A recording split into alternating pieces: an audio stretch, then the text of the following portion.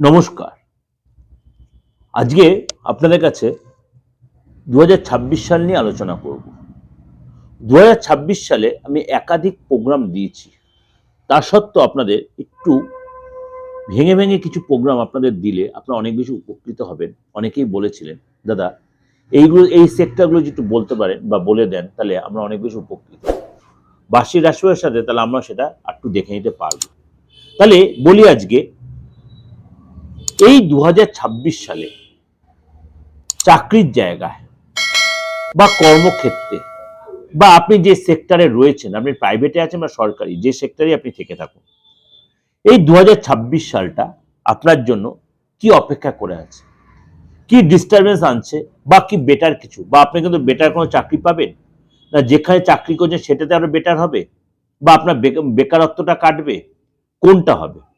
অর্থাৎ এই যে ২০২৬ সাল যে রবির বছর, সুতরাং শুরুর দিকে আপনার মধ্যে উদ্দীপনা বা উদ্যমতা একটা কাজ করবে, মনে শক্তি থাকবে, খারাপকে বদলে ফেলার চেঞ্জ। ২০২৫-এ অনেকেই নেগেটিভ সিচুয়েশনের মধ্যে পড়েছে বা অনেকে ২০২৫-এ অনেকে বেটারও ছিল, কিন্তু বেটার যারা আছে তারা আরো বেটার চাইবে, যারা সিচুয়েশন খারাপ ফিল করেছেন তাদের ২০২৬-এ আরো বেটার কিছু অনুভব করতে চাইবেন। সুতরাং আপনি চাকরি যারা করছেন, বেটার চাকরি বা বেটার আরো কিছু আপনি চাইছেন সেই চাকরির জায়গাটাই, বা সেটা প্রমোশন চাইছেন, বা আপনার ইনক্রিমেন্টটা, আপনার মাইনাটা বাড়ুক, বা আপনি আরো অন্য কোনো সেক্টর বা অন্য কোনো জব আপনি, বা বেকারত্ব যায় তারা, কাদের জন্য এই ২০২৬ সালটা মানে বেটার, বা কাদের জন্য সতর্কতা অবলম্বন করতে হবে, চলুন তো একটু আলোচনা করে নি।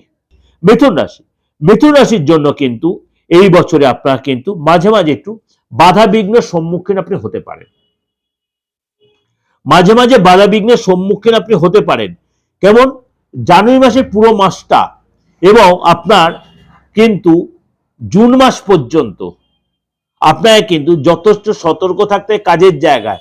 আপনি যে চাকরিটা করছেন সেইখানে বস বলুন, কলিগ বলুন, তাদের সঙ্গে মিলিয়ে ঝুলিয়ে চলবেন, আন্ডারস্ট্যান্ডিং মেনটেন করে চলবেন, আপনার জন্য ভালো হবে। এবং আপনার কিন্তু জুনের ১৫ তারিখের পর থেকে আপনার জন্য কিন্তু শুভদিন অপেক্ষা করবে। জুনের ১৫ তারিখের পর থেকে আপনার শুভদিন অপেক্ষা করবে এবং আস্তে আস্তে আপনার জন্য উন্নতি। কিন্তু আপনাকে আবার অক্টোবর নভেম্বর মাসে আপনার কিন্তু চাপ হবে।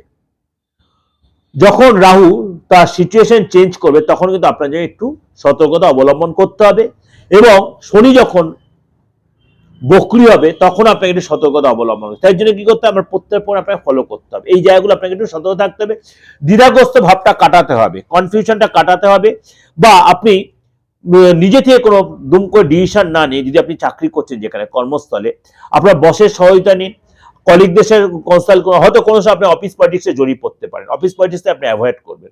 এখানে কিন্তু আপনাকে আপনার কাছে কান ভাঙাতে, এগুলো সতর্ক থাকবেন, তাহলে দেখবেন আপনি মেনটেন করতে পারবেন এবং পিএনপিসি থেকে নিজেকে দূরে রাখবেন। এটা ওভারঅল একটা বললাম আপনাদের কাছে, অবশ্যই ভালো লাগবে। এটা কিন্তু আমি কারো ব্যক্তিগত হরোস্কোপ দেখে না, গ্রহ রাশির সিচুয়েশন অনুযায়ী, কেন আপনার রাশির অধিপতি হচ্ছে মঙ্গল এবং আপনার জন্য শুভ গ্রহ হচ্ছে বৃহস্পতি। আপনার রাশির অধিপতি হচ্ছে মঙ্গল, আপনার ৭.৭ ফার্স্ট টেস্ট চলছে এবং অতিচারী বৃহস্পতি অতিচারী অবস্থায় ৩ বার আপনার এই মুহূর্তে মিথুনে রয়েছে, তারপরে যাবে কর্কট বা সিংহতে। অর্থাৎ এই যে মানে বৃহস্পতির সিচুয়েশনে থাকবে আপনার জন্য, সেটা আপনার লাইফে বিশাল প্রভাব বিস্তার করবে। সুতরাং জুন মাস থেকে নভেম্বর মাস আপনার জন্য কিন্তু অনেক বেটার কিছু ওয়েট করতে হবে, সেই সময় কিন্তু আপনি অনেক কিছু বেটার চিন্তা ভাবনা করতেই পারেন। এর সাথে অবশ্যই আপনি বার্ষিক রাশিফলটা ফলো করবেন, অনেক কিছু আরো বেশি ক্লিয়ারিটি পেয়ে যাবেন। যেটা ওভারঅল বললাম, ভালো থাকবেন। ভালো থাকলে অবশ্যই লাইক করবেন, শেয়ার করবেন, আর যোগাযোগ করতে হলে যদি মনে করেন বিশ্বস্ততা আছে তাহলে যোগাযোগ করতে পারেন। অবশ্যই আপনি আরো বেটার কিছু, আপনার নিজস্ব ব্যক্তিগত জায়গাটা অনেক বেটার কিছু আপনি তৈরি করতে পারবেন।